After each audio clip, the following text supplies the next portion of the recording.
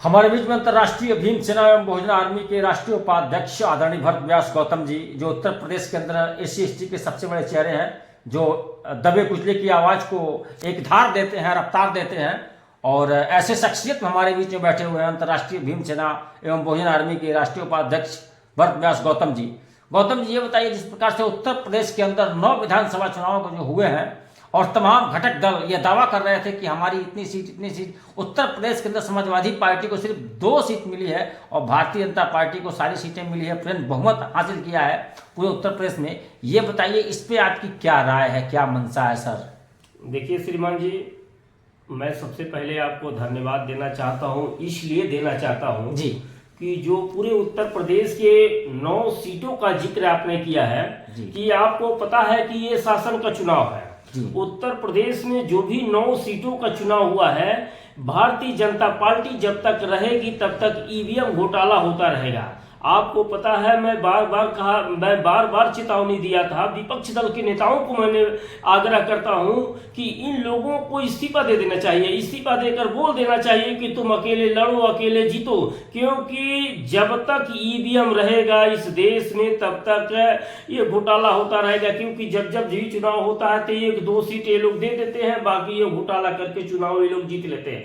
जब तक निर्वाचन आयोग और इलेक्शन कमीशन ये लोग अपने आप पे काबू नहीं रखेंगे, भारतीय जनता पार्टी के तलुआ चाटने पर मजबूर रहेंगे, तब तक ये चुनाव हम हारते रहेंगे, लोकतंत्र का हत्या होती रहेगी। और इसमें मैं चैलेंज के साथ बता दे रहा हूं, दावे के साथ बता दे रहा हूं कि 90% EVM घोटाला है। सर, ये कहें कि शासन का चुनाव है, यहाँ जनता और जो है कि उम्मीदवार चुनाव लड़ता है, शासन कहां से आ गया चुनाव में? जनता ने वोट किया और जीत के हम गए सदन के अंदर। मैं बार बार कह रहा हूं कि जनता तो वोट देती है, जनता वोट देकर पछताती है कि मैंने वोट दिया सपा को, वोट दिया कांग्रेस को, वोट दिया बसपा को, हमारा वोट कहां चला गया? जब तक भारतीय जनता पार्टी की सरकार में EVM रहेगी तब तक घोटाला होती रहेगी। सर, हर स्टेट में जहां आप चुनाव जीत जाते हैं, आपकी सरकार है, वहां पे EVM घोटाला करना नहीं होते हैं। श्रीमान जी, जब चोर चोरी करने जाता है तो सारी चीज नहीं लूटता है, कुछ ना कुछ साबुत के लिए छोड़ देता है, वही भारतीय जनता पार्टी है। भारतीय जनता पार्टी के सरकार में टोटल पूरे प्रदेश तो क्या पूरे स्टेट में मैं बता देना चाहता हूं कि जब तक EVM घोटाला होता रहेगा तब तक ये सरकार, विपक्ष दल के लोग हारते रहेंगे।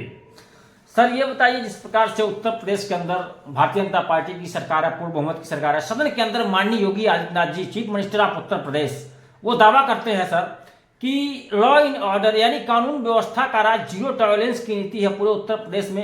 कहते हैं अपने भाषण में कि कहीं दंगा करवा के देखो। और हाल ही में जो है कि हिंसा हुआ है, संभल में हिंसा हुआ है, सर इसको आप कैसे देखते हैं? मैं बता देना चाहता हूं कि एक दंगाई दूसरे को सुझाव देता है। पूरे उत्तर प्रदेश के सबसे बड़ा माफिया के रूप में हिंसा फैलाने वाला, मैं दावे के साथ बता देना चाहता हूं कि जितना हिंसा होता है, जहां जहां पर भी हिंसा होता है, भारतीय जनता पार्टी और RSS के लोग हिंसा फैलाते हैं।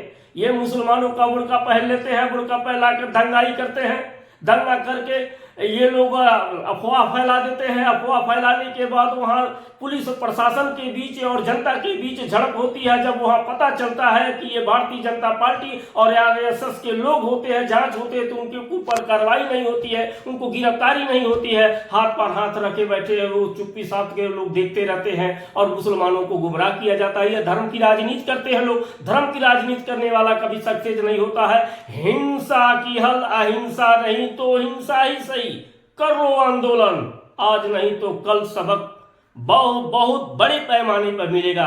मैं दावे के साथ बता देना चाहता हूं कि धर्म की राजनीति करने वाला कभी सफल नहीं होगा, वो विफल ही रहेगा। सर, यहाँ RSS की बात कहाँ आ गई? वहां शासन और प्रशासन के बीच में झड़प हुआ है। शासन और प्रशासन के बीच, शासन को चाहिए, प्रशासन को भी चाहिए कि दूध की दूध, पानी की पानी कर देना।